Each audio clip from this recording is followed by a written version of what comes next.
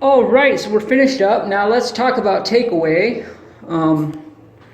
I probably use a total of about 3 gallons of solution down here, and it looks absolutely amazing. I didn't go sparingly on it because I wanted to make sure that everything got a good dose. And then of course, oh, it's locked. Can't get back up there, but there's stairways in there, look absolutely beautiful. You just have to take my word for it. But the takeaway here, I think, is with Magic Wand's Atomic, it was a whole whopping 3.5 to 4 ounces of powder formula that it required to clean this all up. So in a 7.5 pound container, that is going to go a very, very, very long ways.